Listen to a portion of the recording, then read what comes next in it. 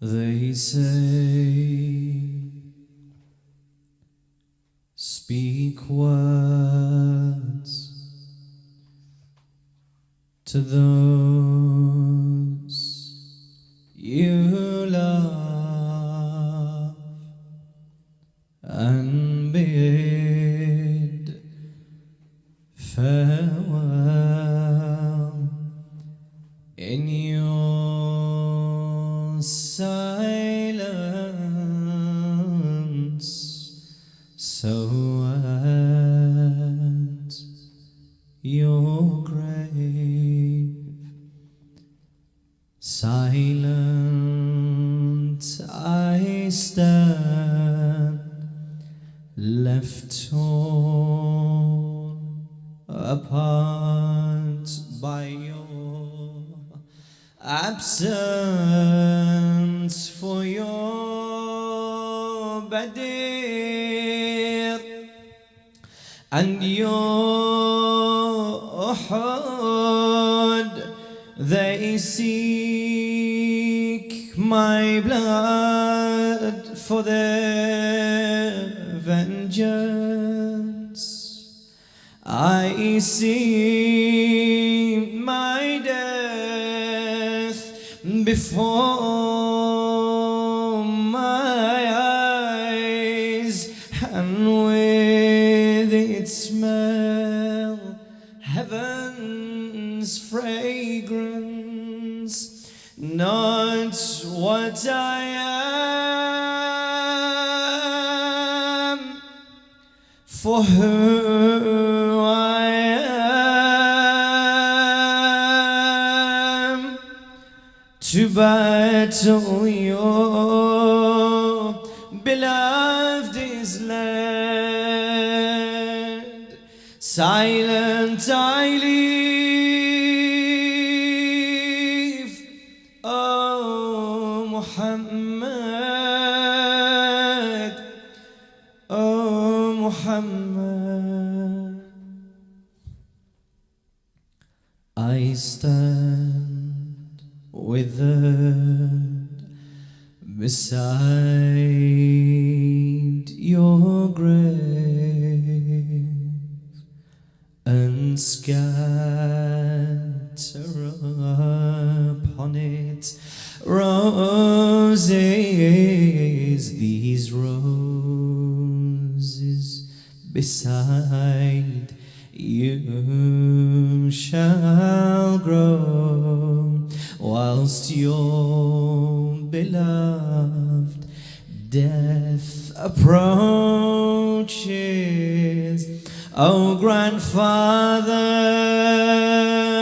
when they blossom, your beloved Karbala reaches, and the day they wither away, your beloved's head a spear raises,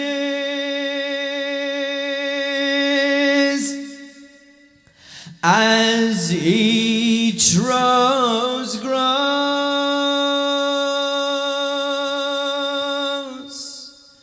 grows your sorrows,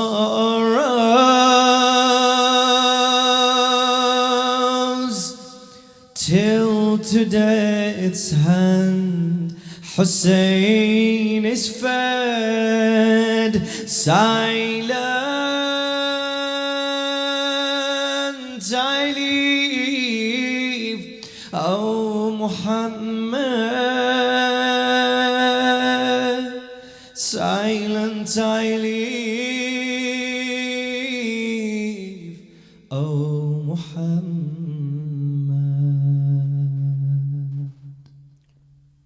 أعوذ بالله السميع العليم من الشيطان اللعين الرجيم. بسم الله الرحمن الرحيم. صلى الله عليك يا سيدي ويا مولاي يا أبا عبد الله ورحمة الله وبركاته. Dearest viewers, أعظم الله أجورنا وأجوركم بمصامنا أبي عبد الله الحسين عليه السلام. We welcome you to Verses of Love, where across these 10 nights, through the will of Allah subhanahu wa ta'ala, we endeavour to bring to you the majlis after the majlis, and for those of you in the US, the majlis prior to the majlis that you will attend. And the goal of the show is very simply to continue our lamentations together, to connect and board that ark of salvation with Abu Abdullah al-Hussein to wherever we are destined to during these 10 nights.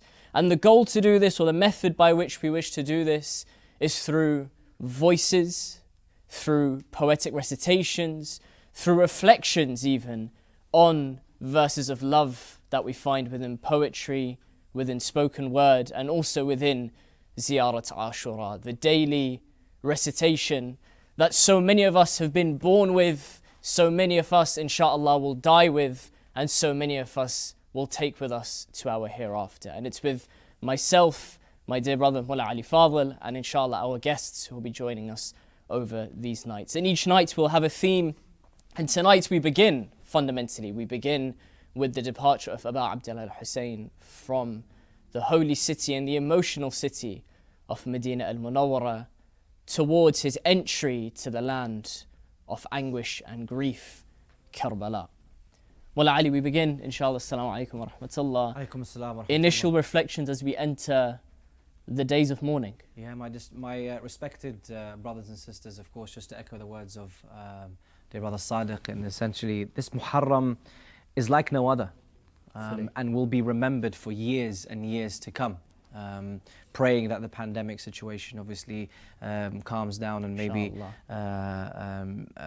we get back to some sort of normality, or whatever normal is at this moment in time. But what is apparent right now is that the love for Imam Hussein alayhi salam is still very much at the forefront of people's minds. And so every house is, as we always, I think there's a general theme now, a general trend that's being apparent in most communities, if all communities around the world, and that every home is now a Hussainiyya. Absolutely. And every house or every TV, a television or an iPad is the mimbar. And so the message of Abu Abdullah al-Hussein, regardless of a pandemic, regardless of political corruption, whatever it may be, the message of Hussein still lives on. And that is essentially the reason why he left Medina, in the sense that he had a mission. And the mission, quite interestingly, started in Medina. When Muawiyah passed away, or when Muawiyah died, he made sure that all of his governors received letters and messages to tell them that Yazid is to be the Khalif, the Caliph. And so that mission started, in the sense that Yazid is to be placed as Caliph upon the orders of Muawiyah. And so it's interesting because one of the governors, I think his name is Walid, Walid came up to Imam al-Hussein in the middle of the night, not to be seen in public. In the middle of the night, he went up to Imam Hussein and said, look, this is the situation, we need your allegiance. And that is the start of Hussein's message. That was the trigger. He said, a man like me paying allegiance to a man like Yazid? Absolutely not. And it's incredible because a lot of people can make the mistake of thinking this uprising of Abu Abdullah, from the amount of emotion that we attach to it, that it could have been an emotional mission of Abu Abdullah, but it's the complete opposite. Absolutely. It's a complete and utter intellectual, godly decision that he had to leave, as we said, such a place of emotion, and you could almost argue a place that he would be forgiven to say, look, I'm going to stay because my grandfather's here, my mother's here, my family's here, I'm leaving them behind. But fundamentally, Allah first, Tawheed first, and nothing but that first. It's his comfort zone. I mean, Medina is the place of his grandfather, where he grew up, his father, everything. Memories. All his memories were there. For him to uproot and to leave, and not only just to leave, but take his women and family and children and his companions, and that in itself, just that in itself, taking his family, means that this mission is godly. Was ordained. It's a big statement, absolutely. Yeah. My dear brothers and sisters, as we said, verses of love doesn't just transpire within the recitations that we'll share, inshallah, but it also covers Ziyara Ashura. And as I said, this is a ziyara that we are all very familiar with. I think it's a ziyara that, if it's exams, if it's recited, you know, through pregnancy, through death, it stays with us, you know, as a lover of Ali Muhammad. It's one that we see as a remedy. And I think I speak on behalf of myself first and foremost. I've taken it for complete granted that you use it as like this magic wand, this tool when in need. And actually, when you think about it, it's quite useful to know what's behind it, what's beneath the scenes. And inshallah, over these few nights, we'll just scratch a bit of the surface using a book by Shaykh Al-Fan, may Allah grace him with even more knowledge that he can spread, inshallah, within us. And the goal is to just give a bit of flavor to it at the beginning of each show. And tonight I wish to begin with the very first line, which when we finish these 3 basic points about it, we'll just see how we take this line for granted. And that is very simply, not even Assalamu alayka ya Aba Abdullah, just Assalamu alayk. Wow. And he has 7, 8, 9 points just about that. And I'm sure he, in his humble self, will say that's only the basics of basics. So we'll begin and we'll jump in and out. So please don't feel shy. So we begin with this. He says, with this salam, we typically translate it as what? Peace be upon you, right? Peace be with you. And you can see this in a linguistic sense, that if we say this is a declarative statement, i.e. I'm saying, may peace be upon you, that I am providing peace towards you. I'm turning up to Aba Abdullah, or I'm seeing him from my home and saying, I'm declaring this peace upon you. It's a declaration from me to him. Okay. So what does that stand for? In a simplest term, it would say, I'm presenting you with a sanctuary of peace, of spiritual peace and physical peace. So I'm not going to come and attack you if I say Salamu Alaikum. Okay. Right? Fine. I'm not going to come and attack Aba Abdullah wa la'udhu billah. But I'm also giving you a spiritual peace. I'm giving you an understanding that I'm not going to do any harm to you from a spiritual perspective. From your maqam, I'm not going to hurt you in that regard. So therefore, me as the za'ir, as the visitor, I'm pledging something quite serious. Fine, I won't attack you, Aba Abdullah, but maybe spiritually, I could actually attack you without even realizing it. Because my day-to-day actions as a sinful man, as a fallible man or woman, I'm saying peace be with you, but the second I turn around, my actions are the complete opposite of it. And in that state, that Salamu alayka ya Aba Abdullah is, I wouldn't say nullified, but questionable, at least. And it's something that, you know, maybe we could say, okay, what is it? Is it really that Aba Abdullah can actually see and feel that ill act that we've done? You know, he's not Allah subhanahu wa ta'ala. But actually, in Ziyara Jama'a Kabira, where we see so beautifully from the A'imma, where they explain their maqam, we do actually see where it says, it says, you are the upright path, أنتم الصراط الأقوام وشهداء الدار الفناء. That you are the upright path and the witnesses of the abode of extinction. And behind this, what we're understanding is that the Imam actually sees our sin and feels the pain when we sin. The same way that our awaited Saviour, when he sees the accounts of our sins, he feels that pain. Absolutely. So it's a first point just to reflect on, and it really just makes you think, before I start that ziyarah, and I think I'm guilty of it when you just start, you're like, okay, cool, 10 minutes, just get it done, right? Salamu alaykum wa Abdullah, just move on. But that Salamu alayk is a declarative statement that I'm putting you in a safe position physically, O Imam. But also and spiritually. I'm pledging my allegiance to you from a perspective that I'm not going to attack you with my spiritual illness. Yeah, I think what's interesting is that most of the ziyaras, you're right, in a sense, is taken for granted. And a lot of areas within the ziyarah, there's a lot of emphasis on Yes. For example, the part where you disassociate from the enemies, the part where you actually pledge allegiance to Abdullah, those areas are emphasized.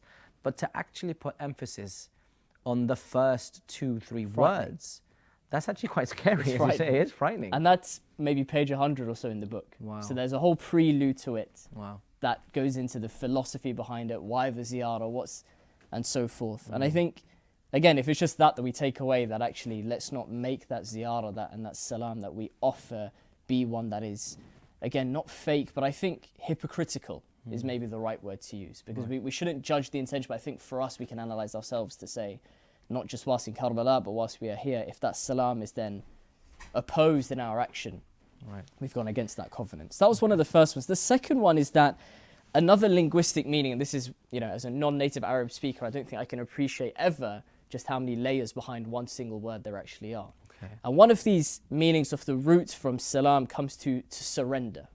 And this, I think, is more of a general understanding that we have. That is, if I'm saying salam to this imam, I'm surrendering to his every command. That whatever he requires of me, I will simply obey, because I know that the word of him is the word of Allah subhanahu wa ta'ala. And if he wants me to reform, then I should go out and reform.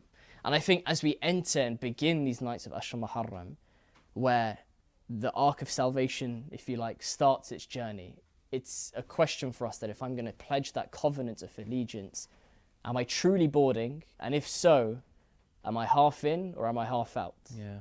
Or am I kind of, trepidating between and actually walking off without realizing? Well, so the importance of Assalamu Alaikum, that in itself is submitting to the will of Imam Hussain alayhi salam, and therefore part of that is if he wants reform, as you're mentioning, then we have to deliver on our part. Absolutely. In a sense, okay. Fantastic. And I think the beauty of the Imam is that if you pledge an allegiance like that, you can also ask for his help, and he'll be absolutely 100% willing. And just a final point, inshallah, with your permission, and this is one that really hits me, and I think we feel this when we're on Ziyara, especially when we approach the Dharih of Abu Abdullah, any of the Imam alayhim salam. But even whilst we're from here, wherever we are in the world, if I was to address you right now, we're sat opposite each other. If I were to say, peace be upon him, and I'm addressing you, you'd be a bit confused. Like, why is he addressing him? Like, I'm here, address me, peace be upon you, right? If I address Ali in the third person once he sits in front of me, it's a bit strange. And of course, in this first line, Assalamu alayk, not with a her at the end, expressing him. Okay. Meaning, at that point, even if I'm not physically in front, I am addressing the Imam as if he is directly in front of me. Now fine, he's directly in front of me if I'm in Karbala, yes, because physical proximity. But even there, and especially here, but even there, if I address you and I say, peace be upon you, Ali, I sit here waiting for a reply. A reply, not just because it's ethical and polite, even if I just say, hello Ali, it would be polite to say something back.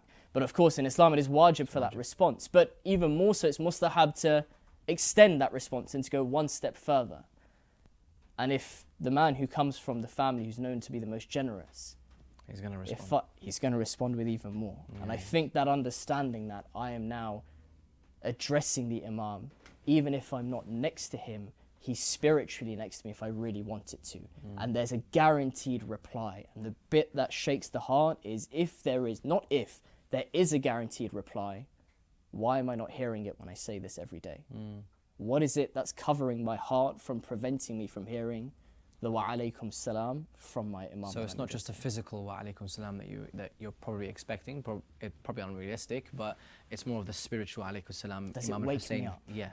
You feel the response from Imam Hussain, absolutely. Exactly that. So just a few musings based on Shaykh Al-Fan's book from this Fantastic, and I actually look forward to there's going to be more throughout the couple of nights. So, and every night's what, three or 4 points? 3 or 4 points, just very briefly. Fantastic. So just to let you know, brothers and sisters and dear viewers of Imam Hussein TV 3, that Verses of Love is definitely open to communication with our dear viewers on social media. So please do write in through the WhatsApp on the numbers on your screen, or for example through Instagram or any other social media platform that we have. We very, very much not only appreciate your feedback, but also we could be compiling a bit of a list of small poems, so not very long poems, but small poems that we're very much happy to be able to recite on your behalf on the channel live, if that's something that you'd like. So please do write in through any of our social media channels. I think we have the hashtag Verses of Love that I'll keep an eye on, so if it's Twitter. Oh, fantastic. So yeah, so if you're actually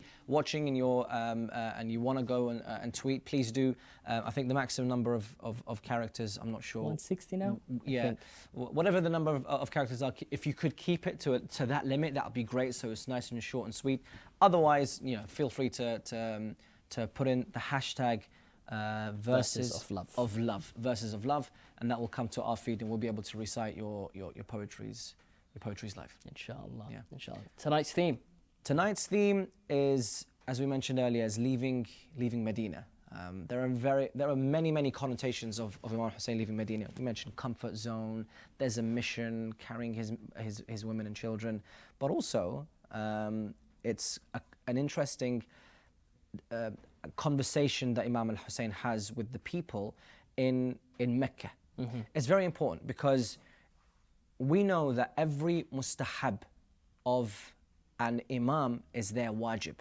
For us, we have our mustahabat. For example, Salat al-Layl, it's a mustahab. If you do it, it's great, fantastic reward. If you don't, there's no punishment or any sin against you. But Imam al-Hussein alayhi salam, in Mecca, he left, actually I was reading, it was quite interesting, he actually put on the ihram.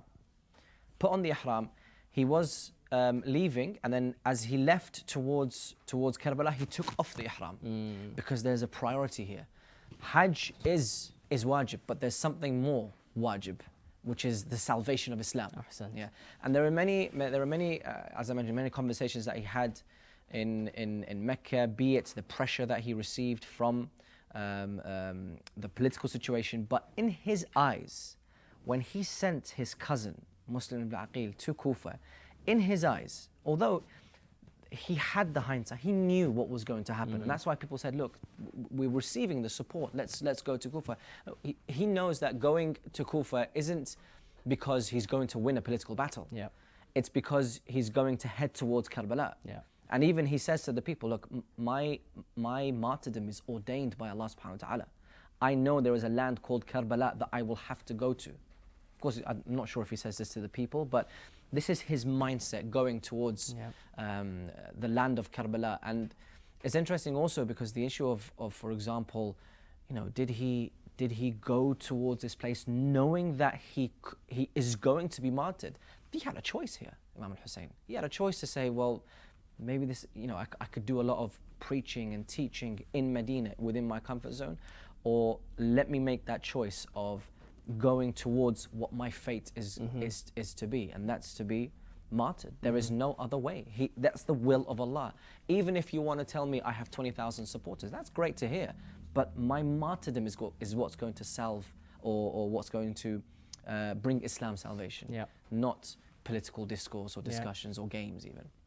And I think that notion of Medina, and it's something that I think we underestimate, that challenge of leaving, right? And I think whilst we know that when the first night of Muharram comes, be it last night for the majority of people, it is that feeling that, okay, we know what's starting, right? And we know we've got these 10 nights of mourning that begin, and we try to address ourselves and change ourselves with these 10 nights. But the journey for Abu Abdullah, as you said, starts way before. The journey for him starts way before, and that's a mentally taxing journey. And when I kind of zoom out from it, and I think, you know, when we go and travel, even if it's for Ziyara, and we've done a 12-hour trip, two flights or whatever it is now, we're shattered. Yeah, we are. We're not making any decent decisions by the time we reach Iraq, right? We're hotel, sleep, rest. I'm saying traveling for weeks on end. I believe 18 days.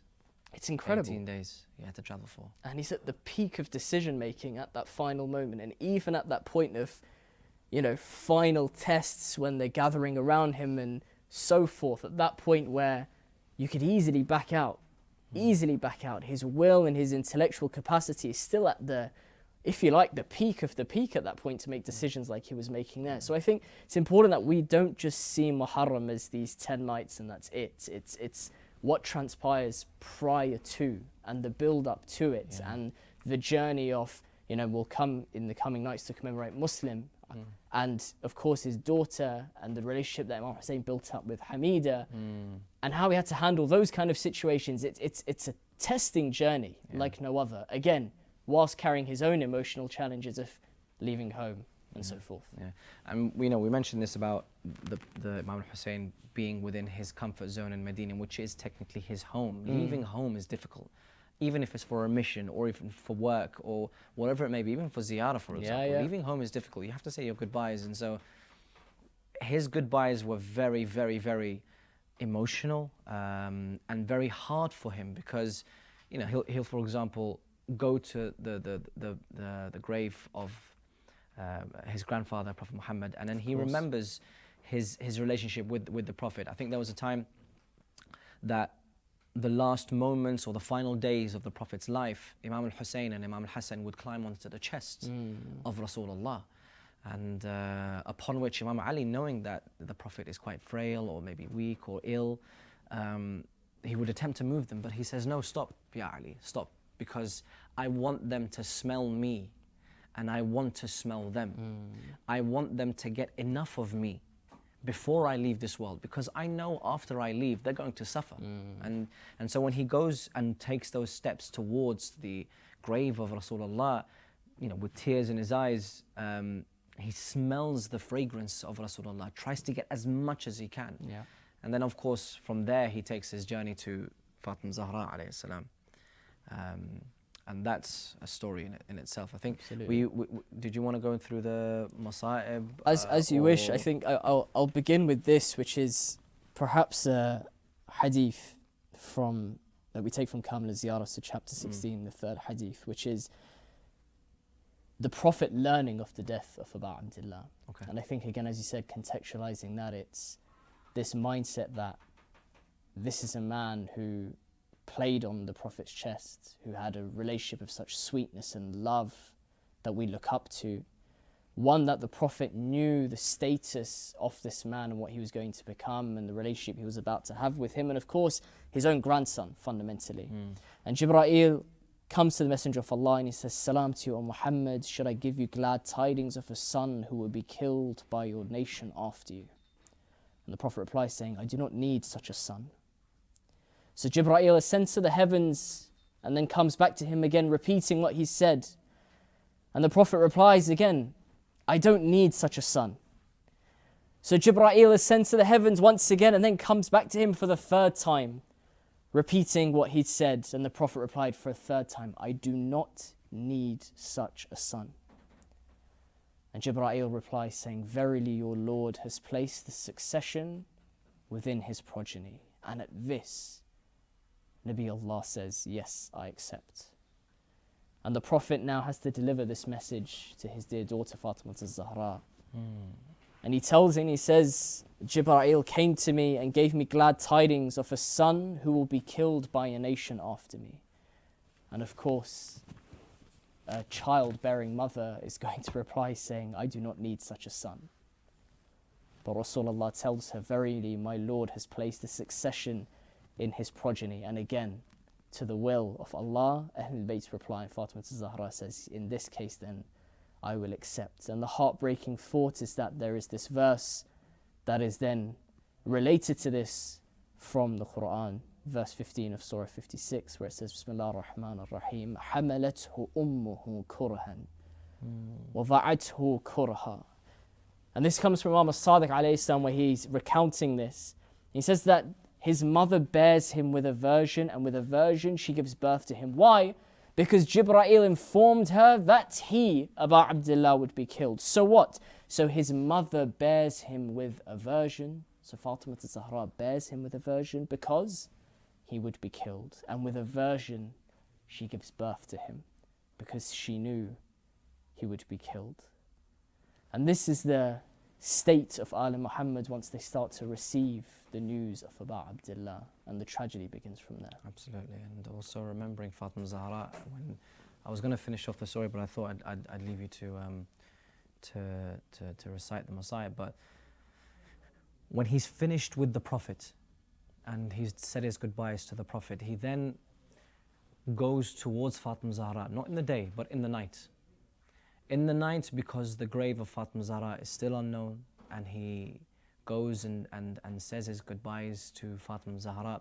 When he does say his goodbyes to Fatima Zahra, he then, and we fast forward, I guess, in the relationship between Fatima Zahra and Imam Hussein was such that we fast forward to the day of Karbala, the day of Ashura, when Imam Hussein alayhi salam stood alone on the plains of Karbala. He looked left and he looked right, and he then looked up towards the skies, hearing the women and children behind him saying, Al-Atash, Al-Atash. He looks up towards the skies and says, Hal min nasirin yansuruna? Is there anyone out there to help us? And so he goes back and takes his final farewell from the women and children and Sayyidah Zainab, then he mounts the horse, takes his shield, takes his horse. As he is riding out, that's when he hears a cry from behind him, Mahlan, Mahla, Ya ibn al-Zahra. And he looks back and it's actually Sayyidah Zainab alayhi salam, waiting at the edge of the tent, saying, please wait, O Aba Abdullah al-Hussain, please wait. Looking back to Sayyidah Zainab, Imam al-Hussain says, I've already said my farewell to you. It's already painful. Why are you prolonging this pain? So Sayyidah Zainab says, come down from your horse, Aba Abdullah al-Hussain, come down. Not only do I want to see you one more time, but there is a small request. Let me see your chest. Allah. Let me see your neck and let me see your forehead. There are 3 things that I have to do before you go onto the battle. And so Sayyidina Zainab alayhi salam, she kisses the chest of Aba Abdullah al-Hussain, and then she smells the neck of Imam al-Hussain, and then she kisses the forehead of Imam al-Hussain. She turns towards Medina, saying, Assalamu alayki ya Ummah. السلام عليك يا أمة لقد أديت الأمانة. I have fulfilled the promise to you. Imam al-Hussain at this moment looks back to Sayyidah Zainab and says, what promise, O Sayyidah Zainab? And that's when she retells the story and says, before my mother, our mother passed away, she took me by the hand and took me to a corner and says to me, O Zainab, when you see Hussain alone in the plains of Karbala, know that these are his final moments. You need to do these 3 things from me to him. What are those 3 things? Kiss him on his chest, Allah. Smell the fragrance on his neck and kiss him on his forehead. And then the question Sayyidah Zainab asks Fatima Zahra, why his chest? Why his neck? Why his forehead? And that's when Fatima Zahra says to Sayyidah Zainab, his chest will be trampled by the hooves of Bani Umayyah. As for his forehead, they will come under the spears and arrows and rocks of Bani Umayyah, filling his beard with blood. And Ya Mu'mineen, O Shia, as for the neck of Abu Abdullah, then a man will sit on the chest of Imam al-Hussain. O Zainab, when you see him alone, make sure you do these things. Imam al-Hussain turns to Zainab, heartbroken, looks towards Medina, saying, Assalamu alayki ya Ummah. I miss you, ya mother, I miss you, O mother, for we shall meet very soon. Inna lillahi wa inna ilayhi raji'un. وسيعلم الذين ظلموا أي منقلب ينقلبون والعاقبة للمتقين. I believe inshallah, viewers, we will see you after the break for some lamentations following the Masa'ib of Abu Abdullah. Join us shortly. Assalamu alaikum wa rahmatullah. عشق اول و آخر من ای مهربان تر از مادر من یا واهب العطایا یا منتهی الرجایا یا دافع البلایا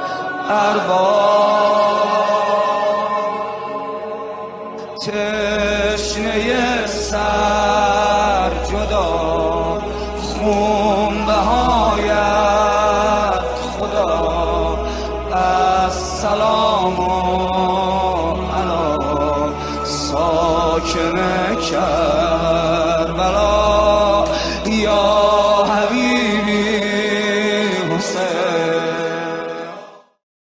has not ended, and Hussein was not defeated.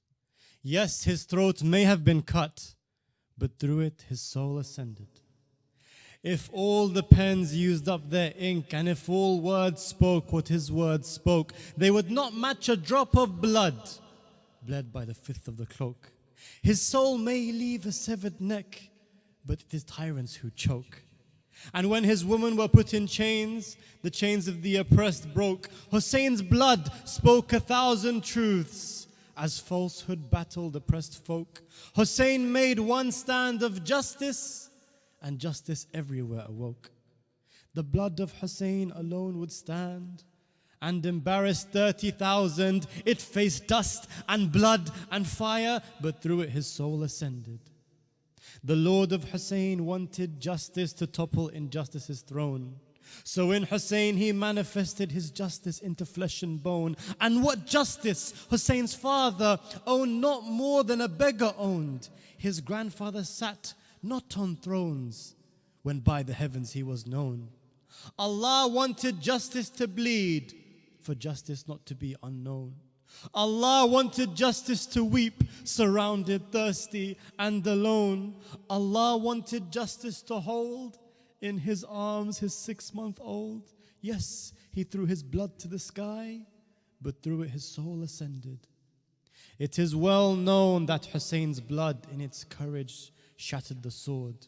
Much like Marhab's head was shattered by his father, the Lion of God, the lion cub of Muhammad's words. Except love, I ask no reward. With his blood and with our love, against thousands he charged onward. Glory to God, his blood was armed, like armies from his neck it poured. Yazid was armed with swords and spears, while Hussein was armed with his Lord. Hussein was love, armored with love. Arrows rained on him from above. Arrow pinned his armor to his bone, but through it his soul ascended. I saw a man left surrounded, the world against him from all sides. He remembered Hussein was alone, and for his beloved he cried. I saw a woman without aid. It's as if chivalry had died, but she raised her head, she kept it high. In Hussein's stand she would confide. I saw people throughout their ages refuse to bow, refuse to hide, because Hussein is far from long gone. The oppressed take him as their pride. The sun of Hussein does not set. It's kept afloat by the tears wept. Yes, his wounds and severed neck, but through it his soul ascended. So by the arrows that struck his chest, by the back that was left broken and bent, we shall embody his justice when all justice is absent. By the hands of Abbas and his flag, by the children that would lament, we shall seek to quench the thirsty. Water to them we shall present. By the crushed body of Hussein and by the burning of his tents, the smoke of their fire rises, and we smell it till this very moment. We all shall mourn for Ashura and use that pain for our master to fight his fight. For yes, he fell, but through that fall, his soul ascended.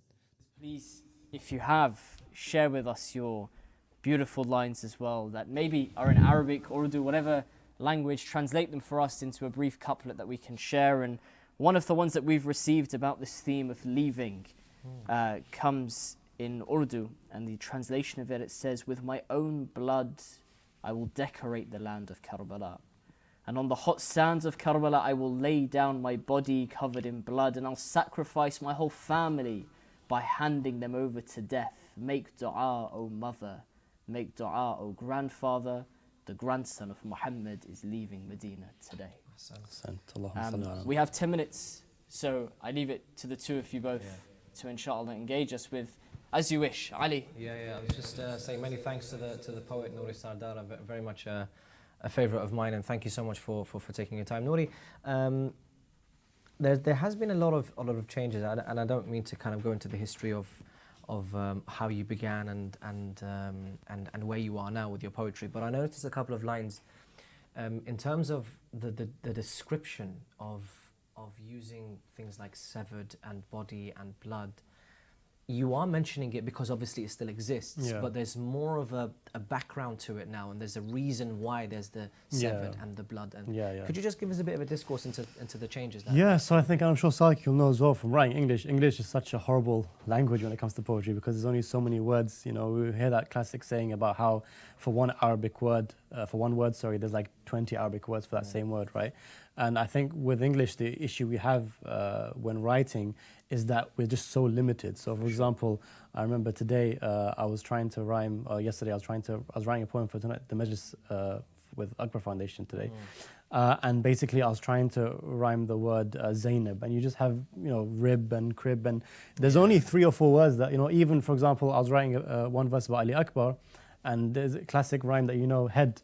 Yeah. Right, head and behead and led and shed, and the words don't change. Unfortunately, you're limited to so many words. So what the challenge that I have is that whenever I try to write something, you always want to try to be better than you were before, right? You always want to try to give something to people that they might not haven't heard.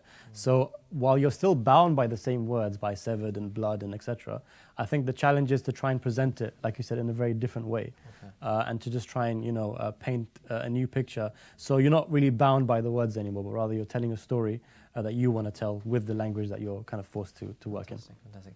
And so, and I know a lot of your poetry, the chorus is basically the address, so that you can, the rest of the poem is basically based on the chorus. Yeah. Could you just, I'm not sure if you remember it, could you tell us what that chorus was? I have to break out my phone. Sorry. Again, that's all right. So basically the chorus was, the voice of Hussain has not ended, and Hussain was not defeated. Yes, his throat may have been cut, but through it his soul ascended. So how much of a poem could you make from just one chorus? Or is the question, or I guess, are you bound by the chorus, or is the chorus just a theme? Yeah, I think when it comes to qasaid, especially a lot of Iraqi poets who write latmiyas and stuff will tell you this, and maybe I'm sure even Pakistani poets as well. But when you sit down to write a qasaid or a qasida or a poem, the first thing you do is write the chorus. And what happens is you put so much thought into the chorus because from that the rest of the poem is going to come, right? You're going to present your idea in the chorus, you're going to present what you're going to be discussing, and you're going to present basically your story essentially, the core of your story. So it definitely binds the rest of the poem together for sure, and it kind of sets the precedent for what's going to happen. I know there's one of our favorite poets, Shah al-Kadhimi, has this beautiful saying where he says that when I've written the chorus, I've written the poem, right? And that's exactly what happens with me. As soon as I write the chorus, the verses kind of just like come to you because the chorus is the hardest part, right? Everything else kind of extends from there. Yeah. To what extent can you think of ideas and thoughts in poetry when you've got the chorus? Oh, you mean extending from the chorus? Yeah. I mean, I think the chorus is the hardest part. The hardest part, even stepping back away from the chorus, the hardest part is the idea. Every time you want to sit down to write a poem, finding the idea is the hardest part. Without going too generic as well. Yeah, without going too generic. So, like Ali, when you ask me for a poem, like if let's say, for example, you're reciting next week and Ali goes to me, hey, I need a poem. The next 5 days, I'm just thinking, okay, what's the idea? What's the idea? And it kind of like eats away at your head because you want to write an idea that's original, that's unique, that speaks to people, depending on the crowd, depending on where it's going to be recited as well. So the idea is really the hardest part. And then once you have the idea set and you translate that into the chorus, you can really go anywhere with it, but you're kind of like guided by the chorus as well. So it's really wonderful. Well, I really appreciate it. I think you're going to be joining us for many more nights on Verses of Love. Any last words, Hajj Sadiq? I think from that it's a thanks firstly, because I think when you add a level of spoken word to a context, I don't know, that you pay more attention to words than a recitation, with respect. It's you're captured by voice and captured by words, and sometimes you get the both of both. But no, nothing more from me. Ali, do you have a final thing to finish us off with for this evening? Yes, but I'm not sure. Am I doing it here or should I go up on there? As you wish. I mean, if you'd like to make your way, I think as we go towards this final recitation, dear brothers and sisters, as mentioned, we'd love to know from your perspective couplets or quartets that you are passionate about that you'd like to share with us using the hashtag Verses of Love. Each night we'll have a different theme for you to share, and inshallah we'll hope to make this more of an engagement together so we can connect with the words that you find passionate and resonate a lot. So inshallah, in the final 2 minutes that we have, we leave you with Mullah Ali Fadhil. Till the day of my death, Every step, every breath, every step, every breath is for you till the day of my death. Every step, every breath, every step, every breath is for you. My soul and my body, everything within me. My soul and my body, everything within me is for you. An oath from my soul and my heart that from you never will I part. Oh Master, your beauty has captured my eye. For you all the tears that I cry flow rivers. Beside Hussain I have no one. Beside Hussain I have no one. Your name is always on my tongue. Oh Savior, a medicine to all my wounds. In my darkness, you are my moon forever. To these words, listen, O rose, throughout me your name it flows. Do you know it's you I chose, and my heart knows deep in sorrow. To these words, listen, O rose, throughout me your name it flows. Do you know it's you I chose, and my heart knows deep in sorrow. Whenever I can't stand, you take me by my hand. You take me by my hand toward you. My path, my destiny, everything within me. My path, my destiny, everything within me is for you, is for you. Assalamu alayka ya Aba Abdullah وعلى الأرواح التي حلت بفنائك. عليكم مني جميعا سلام الله أبدا ما بقيت وبقي الليل والنهار، ولا جعله الله آخر العهد مني لزيارتكم. السلام على الحسين وعلى علي بن الحسين وعلى أولاد الحسين وعلى أصحاب الحسين، خصوصا سيدي ومولاي بالفضل العباس واخته زينب جميعا، ورحمة الله وبركاته إلى أرواح المؤمنين والمؤمنات. رحم الله من قرأ سورة المباركة الفاتحة مسبوقة بالصلاة على محمد وآل محمد.